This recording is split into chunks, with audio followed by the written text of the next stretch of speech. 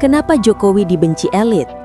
Pertanyaan ini sering muncul, tapi jarang dibahas secara jujur.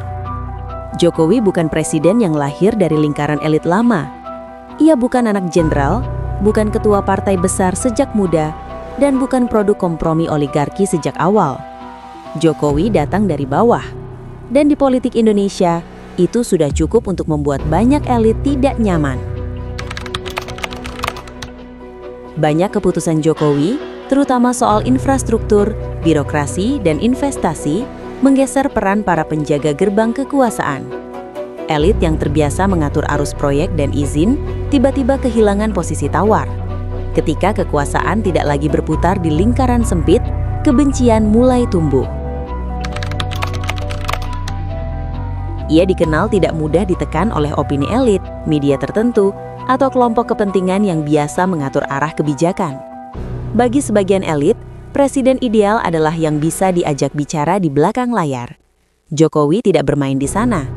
Dan dalam politik, pemimpin yang tidak bisa dikendalikan sering dianggap berbahaya. Reformasi birokrasi, percepatan proyek, digitalisasi layanan, semuanya mempersempit ruang permainan lama. Bagi rakyat, ini efisiensi. Bagi elit tertentu, ini ancaman.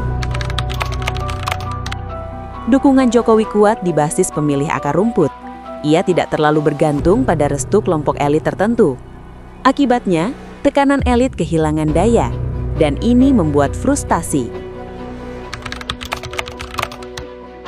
Saat diserang, difitnah, atau diprovokasi, Jokowi jarang membalas dengan retorika keras.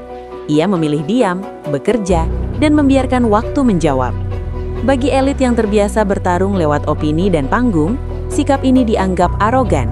Padahal bagi Jokowi, itu strategi.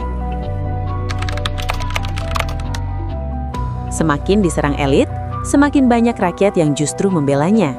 Efek balik ini membuat sebagian elit semakin emosional, karena serangan mereka tidak bekerja. Lalu muncul narasi, Jokowi anti kritik, Jokowi otoriter, Jokowi ini dan itu.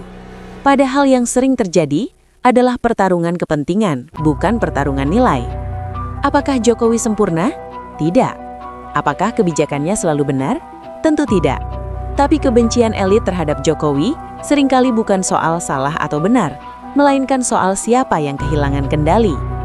Di politik Indonesia, pemimpin yang tidak lahir dari elit lama, tidak tunduk pada tekanan belakang layar, dan punya legitimasi rakyat yang kuat, akan selalu menghadapi perlawanan.